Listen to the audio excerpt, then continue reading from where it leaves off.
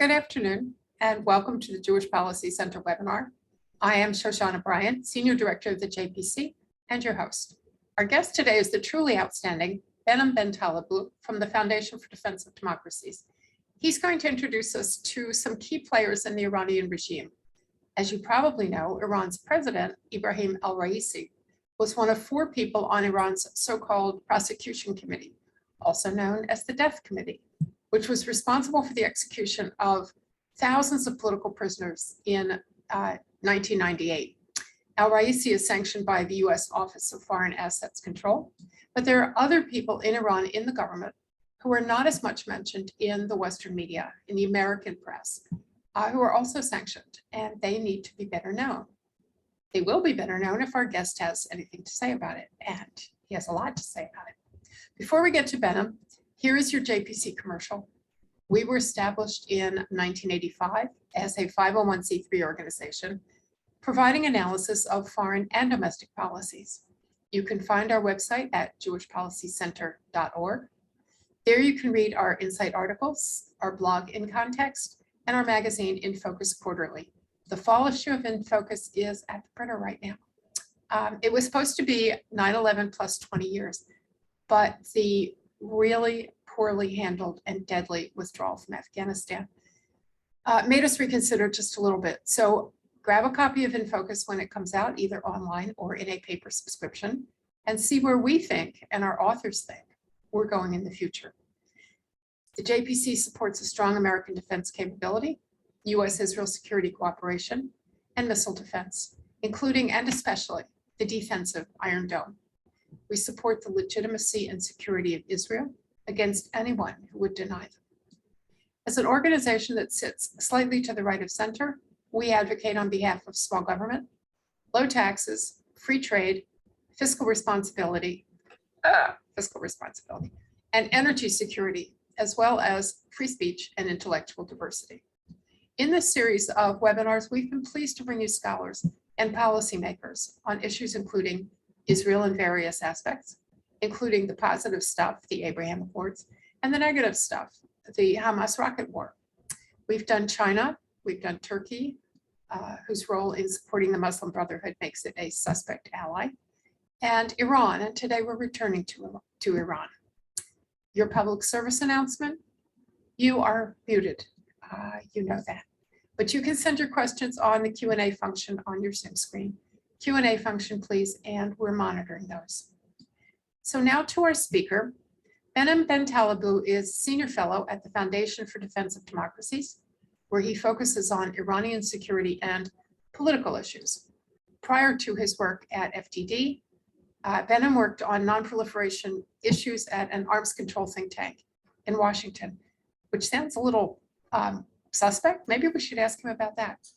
Leveraging his subject matter expertise and his native Farsi skills, he has closely been tracking a wide range of Iran-related topics, including nuclear non-proliferation or proliferation, ballistic missiles, Iran sanctions, the Islamic Revolutionary Guard Corps, and the foreign policy and security issues related to the Iranian Republic and internal Iranian politics, which is where we're going today, which means your questions can cover a lot of ground today. Frequently called on to brief journalists, congressional staff, and other Washington audiences, Behnam has also testified before the US Congress and the Canadian Congress. It's nice to think that our Canadian neighbors have some of the same questions we have. His analysis has been quoted everywhere you think it would be, including the Washington Post, the Wall Street Journal, Reuters, Fox News, AP, Agence France-Presse, and others. And he has contributed to Foreign Affairs, Foreign Policy, Fox News, The Hill, and War on the Rocks. If you don't read War on the Rocks, you should. He's appeared on a variety of broadcast programs, including BBC News, Fox News, CBS Interactive, C-SPAN, and Defense News. He earned his MA in International Relations from the University of Chicago and his BA in International Affairs and Middle East Studies from George Washington University here in Washington. Behnam Ben Taleblu, the floor is yours. Thank you so much, Shoshana, for that very kind and warm introduction. It's a real pleasure to be with you, as well as with everyone on the call here with the JPC. You had just been chatting with me earlier before we went live about how we've known each other from our work. And really, I had known you and the work of your organization through your writings and through the In Focus publication. So it's really great to be able to collaborate here, and to everyone who took the time away from their busy, mid-pandemic, post-pandemic telework lifestyles to tune in and catch this live. Thank you for turning out to listen to what I think is a very important but somewhat underappreciated aspect of the larger Iran threat matrix, which is the men that make the threat that we know the Islamic Republic to be what it is today. So I want to begin at the top, and at the top does actually not mean beginning with the president of the Islamic Republic. It actually means beginning with someone whose title is meant to be taken rather literally, the supreme leader of the Islamic Republic.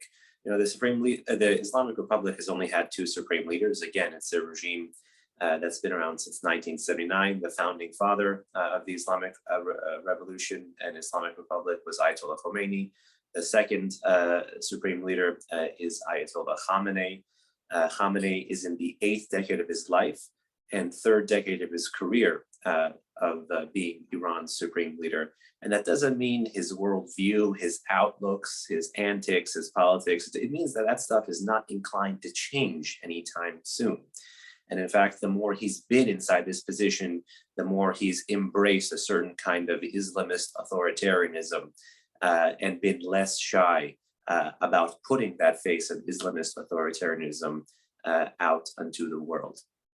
The cabinet that exists today inside the Islamic Republic under this new president, someone who you know, and then someone who Shoshana basically gave you the bottom line up front about, which is that this person in their late 20s served in what we like to call the Iranian injustice system, not the Iranian justice system. And at the tail end of the Iran-Iraq War in 1988, Raisi was part of this 4-person death commission implementing essentially 2 fatwas against political prisoners in Iran, some of whom were even serving much lesser sentences.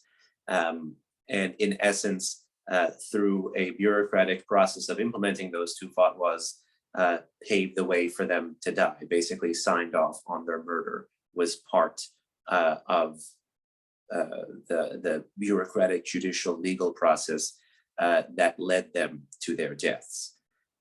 When you listen to the tapes that actually have come out from protests from within famous clerics like Ayatollah Montazeri, who was supposed to become Iran's 2nd supreme leader, but who was essentially sent to house arrest after he had a falling out with the founding father of the Islamic Republic over this very criminal act, the murder of political prisoners in 1988.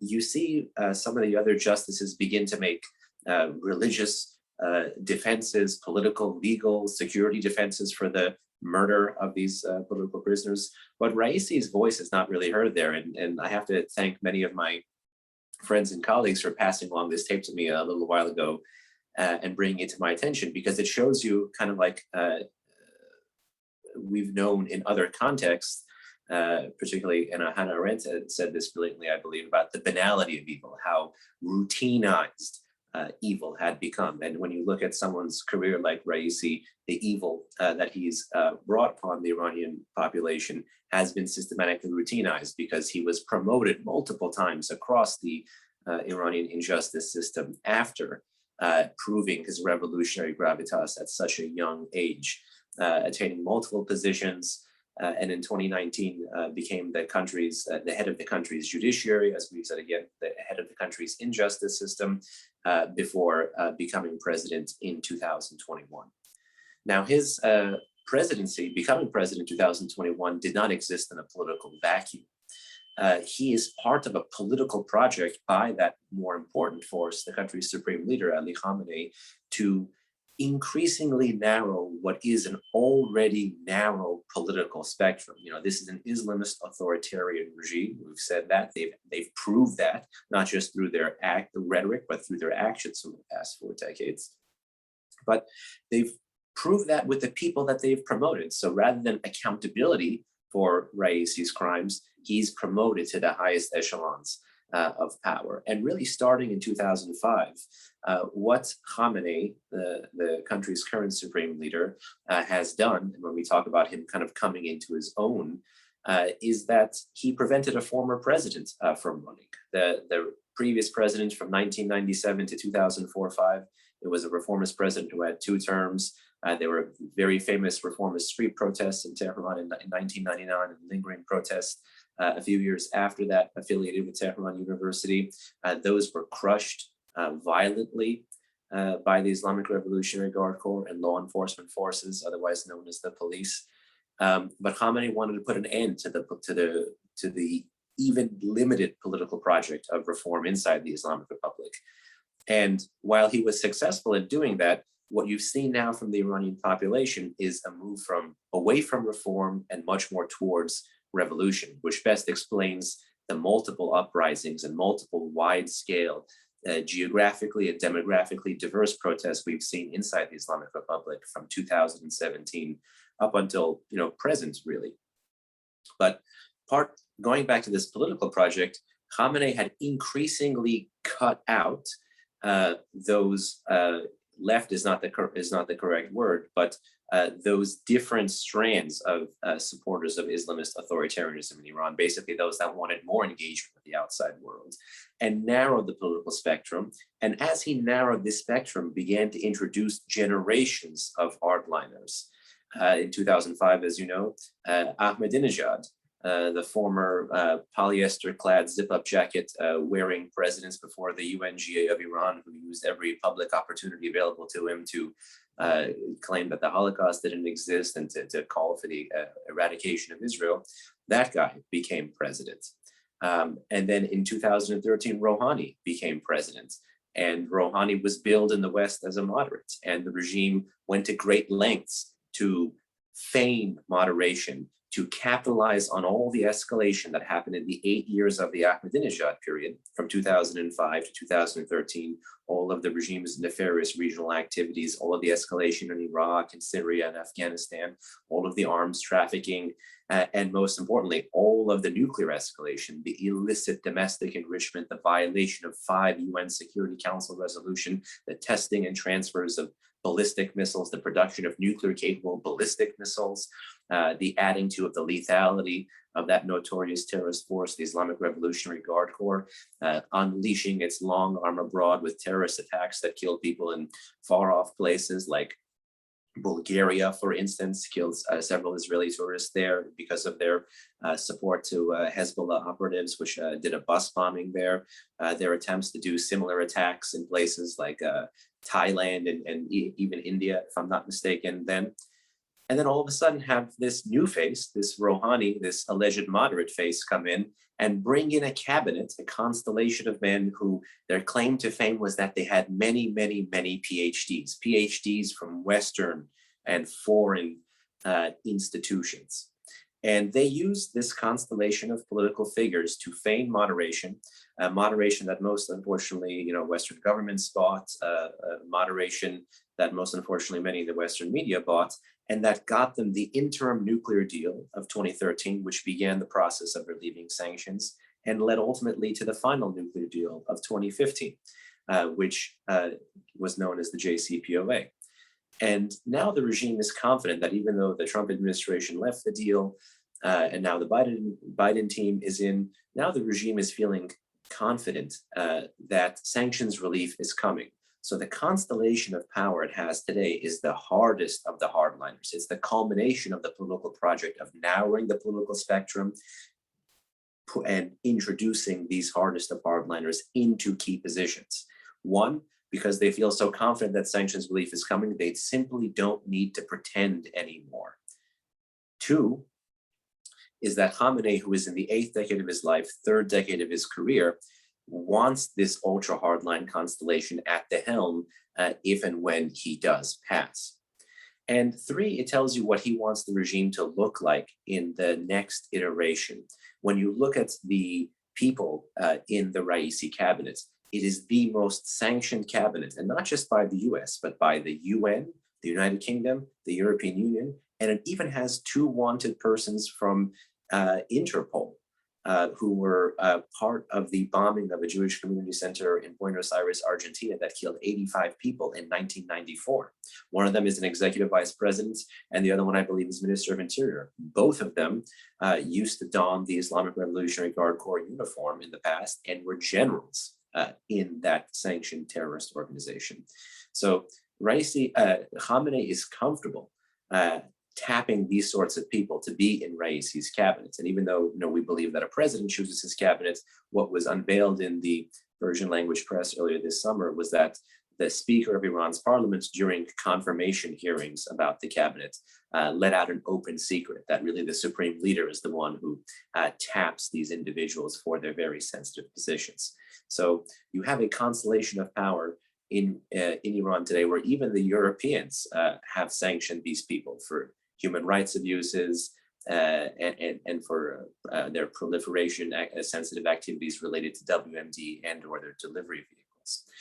The US has sanctioned many, more than any other political entity of this cabinet. But if you look very closely, the authority under which the US has sanctioned most of Raisi's cabinet is not a terrorism-related authority. It is not a human rights-related authority. It is not a counter-proliferation-related authority.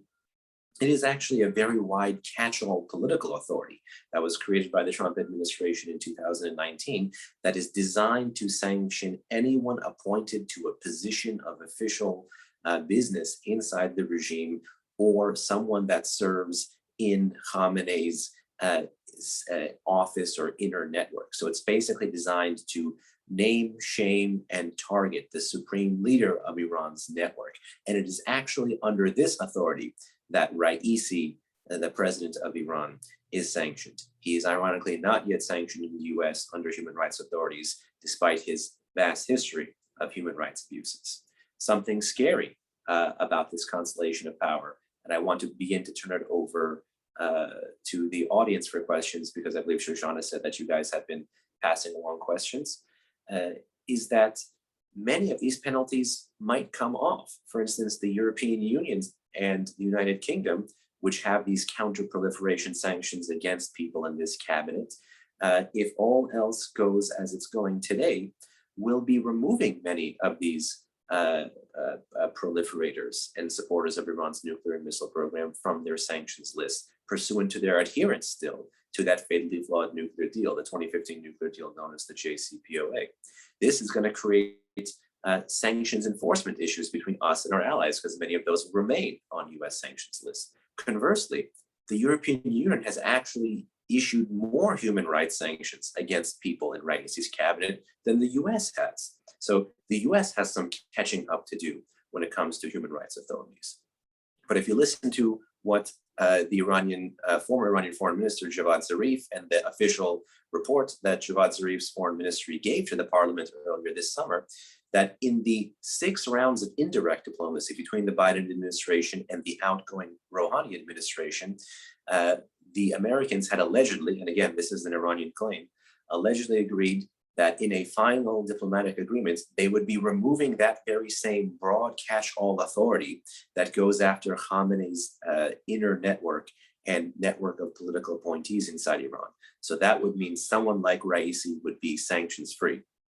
Worse, in that same document that the Iranian foreign ministry this summer gave to parliament about those indirect nuclear negotiations, it also alleged that Washington was going to be willing to remove the FTO, or the Foreign Terrorist Organization label, of the Islamic Revolutionary Guard Corps. And we proved that many inside the cabinet have worked with, liaised with, even Iran's current foreign minister, for instance, is known to have close ties with the Islamic Revolutionary Guard Corps, even though he's never donned the uniform. There's 3 former generals of the Islamic Revolutionary Guard Corps in the cabinet today. There's many people who come from the parastatal or bonyads, or the kind of the tax-free charitable foundations that actually function as slush funds inside the Islamic Republic to move money around and to fund terrorism.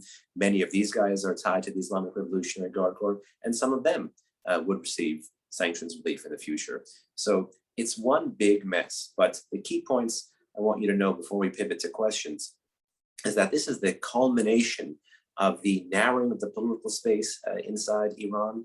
It is a very cohesive cabinet, but at the same time, it draws from a very, very, very narrow bench inside Iran, meaning that even the acceptable pool of elites are narrowing for the supreme leader of Iran, Ali Khamenei. And at the same time, that we have this ultra hardline, escalation ready, conflict prone, contestation ready constellation of individuals in Tehran ready to put the pedal to the metal.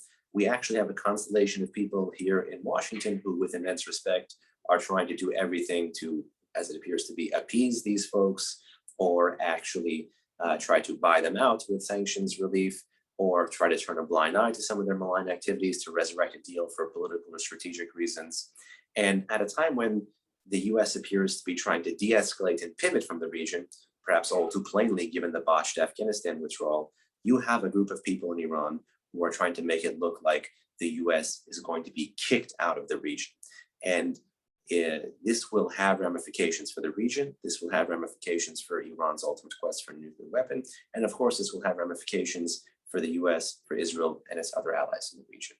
I know this was a lot of ground to cover, but I look forward to unpacking many of these threads with you in the questions to follow. That is a lot to unpack. Fortunately, listeners have helped us with questions. So you have a lot of people who are sanctioned by a lot of different organizations and entities and countries, and yet they seem to appear all over the place doing Iranian diplomacy. First of all, how hard is it for them to go out and do diplomacy, even if they're under sanction? And secondly, if we're not stopping them, what do we need to do that we haven't done yet? How do we make their lives difficult? Well, it's interesting to note that the country's foreign minister, for instance, is not subject to sanctions. He's never formally worked for the Islamic Revolutionary Guard Corps, but he's worked alongside them, meaning he's not donned the uniform. He's not a veteran like others are, but he's worked alongside them. So depending on how broad, you count the term agent or affiliate or partner of a sanctioned terrorist organization, you could potentially cast a wider net. But the problem right now that we're facing is not a definitional problem, it's a strategic problem. Because when the Biden administration came in, one of the earlier things it did is that it actually unwound some of the travel restrictions for Iranian diplomats who are even traveling to the UN in New York, for instance. So that is one major impediment. I'm sure many remember the scenes from, I think it was the NYPD impeding Iran's former foreign minister Zarif from crossing from one side of the street to the other. I believe some of those regulations have been unwound by the Biden team. So that kind of biggest piece has already been taken off the board. With the rest of them, those who have asset freezes and travel bans, those are still in place. Not all of these ultra hardliners travel. The unsanctioned one, Abdullahian, the foreign minister of Iran, he does travel. He travels quite a bit. He went to Iraq recently. I believe he was in Moscow recently as well, talking about indirect, nuclear diplomacy again. He's talking about trying to kickstart the talks that led to the JCPOA. So some of them do travel, some of them don't travel. But I would, think about, market conditions being the biggest thing. We also remember, for instance, the wave of airports and airport service providers in Europe who would not provide service to sanctioned Iranian airlines given their support for terrorism, WMD proliferation, or Iran's activities in Syria. It's that kind of environment that can name, shame, and punish banks, businesses, and even people that support Iran's nefarious activities. But that requires political will. And given what we saw early on in the administration, taking that big piece off the chessboard, that doesn't necessarily seem to be there. Many penalties remain on the books today. I will give them credit for that, but it's all about enforcement. There are many people who want you to comment on political will, but I think we'll hold that for a minute. We have two related questions on China in this. One is that China has never been a supporter of sanctions. And with Europe considering easing sanctions and the US considering easing sanctions, is China going to emerge a winner here is one question. And how much should we worry about that? And secondly, though, the United States allows NGOs and other charitable organizations to operate in Iran theoretically to help the Iranian people, theoretically not to help the Iranian government. But organizations like the Confucius organizations, which are Chinese, they're helping the government I don't want to say evade sanctions, but they're helping them get around sanctions by trying to mitigate the problems to the people as well as paying the government. So what's our biggest problem with China and Iran? And is there a separate way to address that? So on the NGO, IGO, IO side, I'm not the best scholar on that, so I probably won't be able to give your readers, your viewers the best answer. Both in the US side, there's things from like the Goethe Institute, is that the long arm of Germany? That's definitely not my domain of expertise. But what I will focus on is, of course, the Chinese foreign policy angle as it relates to Iran, because this is where the great power competition that the Trump administration talked about, that the Biden administration talked about, that's where both sides of the aisle need to understand great power competition has a regional element to it. The Cold War between the US and the USSR was cold directly on each other's territories, but was hot around the globe. So we have to understand that this new political contest is going to be hot around the globe. And in this sense, you have to look at the data. And in the Obama era and in the Trump era, in their pre-sanctions of the Obama and the post-sanctions of Obama, and the pre-sanctions of Trump and the post-sanctions of Trump, the macroeconomic data tells you one thing: China remains the largest licit and illicit importer / purchaser of Iranian oil. This is a problem. The regime in Iran, if you are focusing on macroeconomic contraction, making them feel the economic pain, it necessarily means cracking down on the network of banks, businesses, people that sell, supply, transfer, insure, refine, and move this oil. And that, again, requires political will. So even if the administration wants to enforce some of these penalties at a lower level, like you could say, not the banking and financial, but the shipping and sales, for instance, in the shipping and the transferring and the refining, you could do that. But one reason that the Chinese see this as a win-win situation is that right now, the more they support Iran, and the data proves that in late 2020, so one could say a month or so after the election, the Chinese have been picking up their imports of Iranian oil, because this is the way markets work and this is the way politics work. You understand where your adversary is going and you want to make them pay the greatest political price. So the Chinese have not only begun to import more oil or get more oil, but they understand that the more they do this, the more that they could eventually use Iran as a chip in their larger game of competition with the West. This is how the other two near-peer competitors, Russia and China, have always used Iran. The sad thing about Iran, and this is why the previous administration, when they said this multiple times, it was a welcome point by the Iranian diaspora, which is that the longest suffering victims of the regime in Iran are the Iranian people. Because this is a regime that, on its foreign ministry says neither East nor West, but in reality, for the past decade and a half, has been selling itself to the East in order to continue to fight the West. And they are increasingly willing to play the role of pawn to these other two countries to be sacrificed at the right moment, just because they share this ideological disposition that makes them all anti-American. So China, in the short term, wins because it gets the more oil imports. Some of them are sanctions free. The US has done a couple of shots across the bow this summer. I'll give them credit, particularly the Treasury Department. You could look at the press releases there that have talked about and ultimately enforce these existing oil sanctions. But this stuff needs to be continuous and enforced in order to have the Chinese get the message. But even when they get the message, the Chinese are willing, it may again engage in this kind of game of horse trading. And the thing is, if the Chinese do move towards you on Iran, and it seems like the American ask is going to be to support the JCPOA, which would be, not the most worthwhile ask, because you're spending your political capital to resurrect something that has diminishing utility, that the Chinese would ultimately sell out Iran. And what the question is, what would the Americans give them? So what would the US have to turn a blind eye to in order to get Chinese buy-in? And this is something a China scholar would have to answer. I would just add two things. First of all, to note that Iran also exports Iraqi oil, because Iraqi oil is not under sanction, but it does add to the Iranian coffers. So it's just a point, when you talk about Iraq and Iraq policy and Iraq money and Iraq, it's running through Iran, number one. And number two, my great fear is that China will ask for Taiwan as its price. So I don't know that that's true, but I spent a fair amount of time on China and I suspect it is true. But you've opened the door. Can I add a footnote just to the Taiwan bit? I'm sure all the viewers were following the stories from this weekend about the airspace penetration and the Chinese fighter jets going closer and closer to Taiwan. These things happen for a reason. Strategic defeat, America ending its longest war in the way that it did, doesn't exist in a political vacuum. Our adversaries are watching this. In Iran, which is, compared to China, nowhere is capable.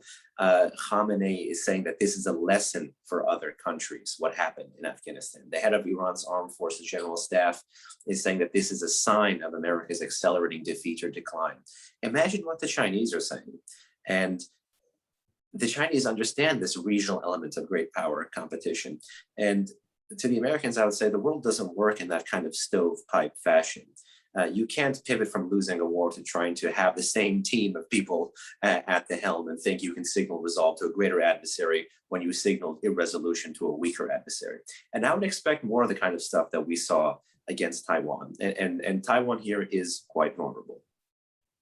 I think that's absolutely right. So even though you didn't want to talk about China, sorry, you got in Taiwan. No, I think you're absolutely right, because it fits into the pattern of things that we're talking about, and you can't ignore the patterns.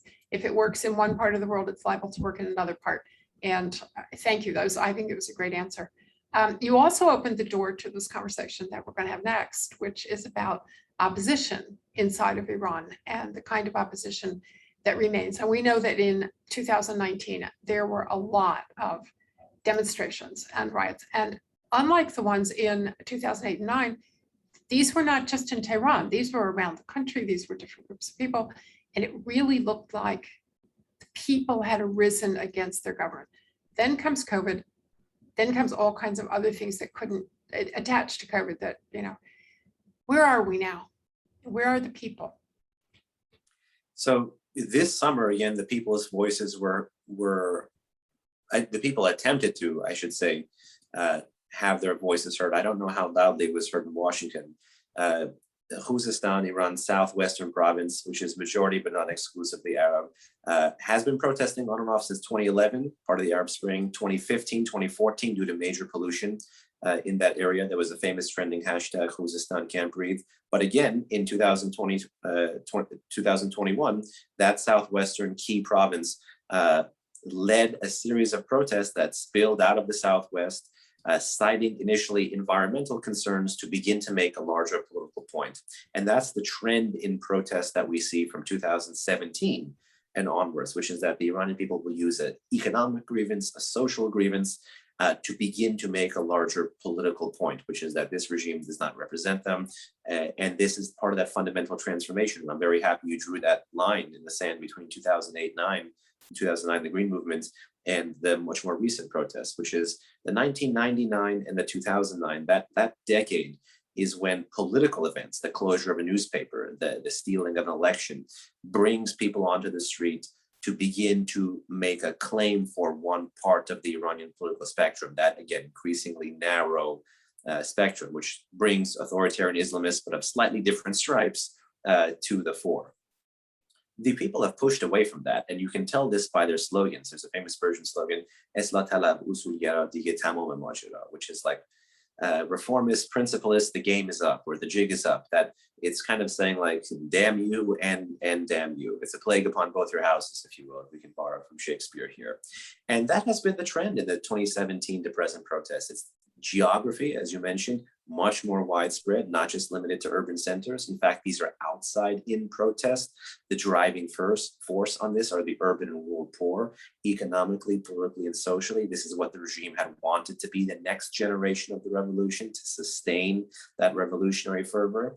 And these are the people that the regime thought they would buy off their handouts, but when there's less money to hand out and you continue to act like the regime acts, both at home and abroad, subsidies decrease, these people don't get money, but also the areas they live become more and more impoverished. And in this sense, the margins always bear the brunt. And they bear the brunt the hardest when the regime uses those diminishing assets, even less so at home and even more so abroad, which is why you have Iranians increasingly begin to use foreign policy in these protests as a vector of criticism. For instance, from 2009 to president, you had the slogan, not Gaza, not Lebanon, my life for Iran. 2017, if I'm not mistaken, you had the slogan, and it continues on, forget Syria, think about us. So in many ways, the geography, demography, slogans, and political aims of post-2017 protests, which again manifested into the 2021 one, are distinctly nationalist. And the thing it's showing you is that it's a nationalist protest against the Islamist regime. And the big takeaway is, yes, the regime still uses mass violence, as you saw in 2009, and is using these other newfound cyber domestic tools, shutting down the internet for 6.5, 7 days in 2019. The Washington Post has that famous saying, democracy dies in the darkness, or that tag, democracy dies in the darkness. In 2019, the Iranian people died in the darkness. The thing is, now in 2021, there were internet blackouts, but the story was out there. Their voice was heard by many, but it wasn't heard by all. And in this sense, the administration was super slow to respond. I think it took several days to even acknowledge the fact that there are these protests. And I think that's a strategic mistake, because you don't have a lot of places in the Middle East. Israel is one, but Iran is definitely another, where you actually have a confluence of strategy and values. And you should never miss those opportunities to marry those two forces up. Because a lot of the times on a lot of other threat issues, you don't always get to have that nice marriage. And in this sense, you did. And again, we missed it. So this led to some questions. Iran is a country which has lots and lots of subgroups in it, and lots of ethnic diversity and other sorts of things. So is it possible that these groups will start wanting to pull away from the center? In other words, create the possibility that Iran will come apart? Specifically, then we had a question about the people of Azerbaijan, or the Azeris inside of Iran. And that seems to have deteriorated recently, the relationship between the Iranian government and Azerbaijan. Is that partly because of a pull from the internal Azeris? And the other part of that question, or the other question that goes with that, is after 40 years of Shiite theocracy, it appears, or we're led to understand, that a lot of regular Iranians who are Muslims reject the form of Islam being put upon them by their government, and either proclaiming themselves to be secular or Zoroastrian or something else to differentiate themselves from the kind of Islam that the regime promotes. Are those sorts of things, and I know the Baluch in the south of Iran have always wanted to come apart from the country. Is there any possibility that these kinds of strains will collapse the center? So these two different vectors, religion and ethnicity, are very, very important. And sometimes they coincide, they'll overlap, such as in Kurdistan, for instance, which is in Iran's western area. It borders Iraq, which borders into Iraqi Kurdistan. You have ethnic and religious minority. In Baluchistan, which is in Iran's southeast, you have ethnic and religious minority. You have ethnic Baluch as well as Sunni. But I would not conflate center-periphery issues with secession issues, because these are actually arguments the regime likes to have come to the fore. Iran is a very ancient nation. It's not just Persian civilization, it's Iranian civilization. And one of the things I always like to say, and I never use the word Iranian regime for a reason, is that there is nothing Iranian about this regime. I am, a proud member of the Iranian diaspora. I'm born and raised here in the States. But if you look at my last name, there's an ethnic Azeri component to that last name. But I am not someone who is in favor of, drawing arbitrary lines in the sand. I think, the past century in the Middle East is proof that that stuff doesn't necessarily work, particularly when you don't have the will to enforce those lines. And then, of course, you forget that, many of these, for instance, twice in the past in Iran's history, both the Kurdistan one and the Azerbaijan one, were supported by Soviet insurrectionists. So the situation that you saw with the Iron Curtain coming down in Eastern Europe, you had the Soviets try to do just south of the Caucasus in Iran at the very beginning of the Cold War. And it was something that ultimately the US stepped in, and the UN Security Council stepped in, and Iran's territorial integrity remained intact. Those are important lessons to draw, but they're not the only guiding light for today, which is, I'm sure the Islamist authoritarianism of the Islamic Republic has driven people who have multiple identities. So they're Iranian citizens, but they're not part of the major first ethnic subgroup, which is Persian, to embrace a different ethno-national identity, speaking their mother tongue. Many of these individuals face discrimination. But that doesn't necessarily mean that you can't have multiple identities. So I would be very careful, because the regime would want to conflate anyone who is an ethnic minority protesting for greater rights as an outright secessionist, to use the heavy-handed policies that they do in places like Baluchistan, Khuzestan, or elsewhere. The Azeris are a very important part of this equation.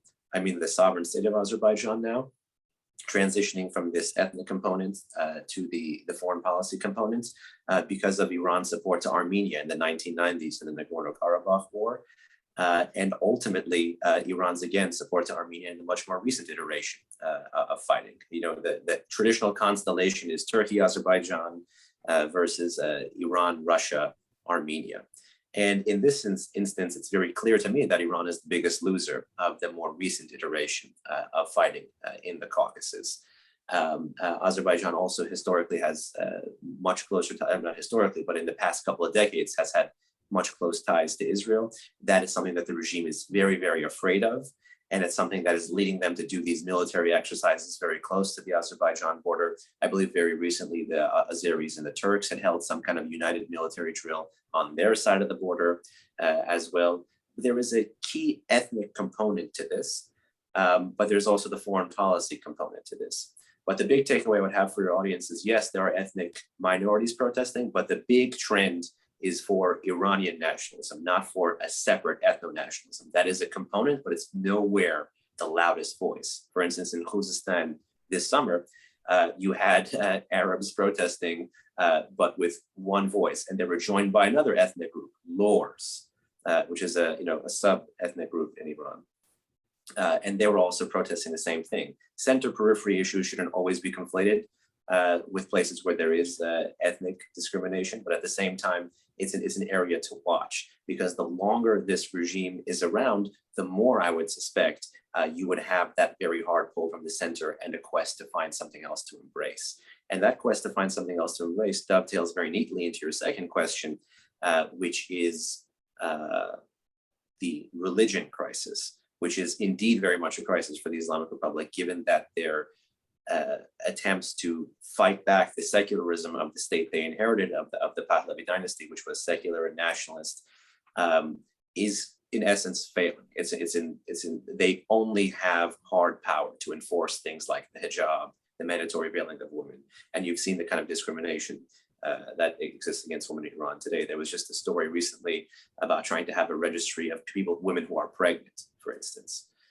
This is the kind of abuse that the Iranian women have been taking for 4 decades, most unfortunately. But there is a very strong pull away from the religiosity, particularly the radical Khomeinist interpretation of Twelver Shiism, which is the national religion, or the official religion, you could say, of Iran. And the big, in terms of conversion or lapsing, the big faiths out there have been away from the family kind of lines of Twelver Shiism, has been, kind of a neo-Protestantism, Protestant groups, atheist, agnostic, and as you mentioned, Zoroastrian as well. As in, people have been kind of fleeing this one kind of inherited faith, given that faith's marriage with the authoritarian political power of the state. I hope I covered that issue. No, it's great. I do that a lot, just one of these big things.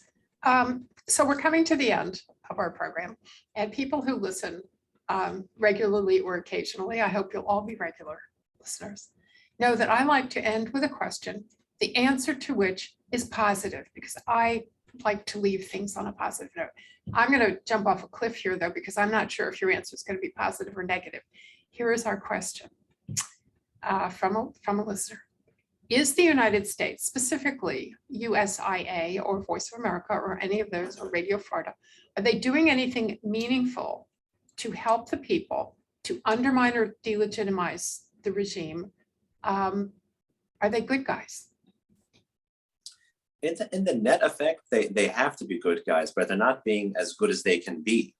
This is, my humble criticism. I've done interviews on many of those stations before. I have friends who work there, but I think they could always be doing much better.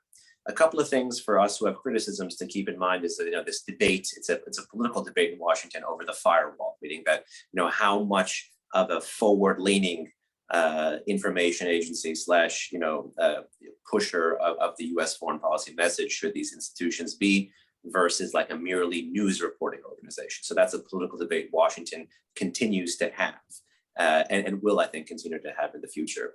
But one reason, regardless of that debate, and I want to sidestep it because it has been something of a partisan debate, but it need not be, is the debate over how effective it is because of the growth of other stations. Manoto is a very popular station. Iran International is a very popular station. For a while, BBC Persian had a very significant popular following.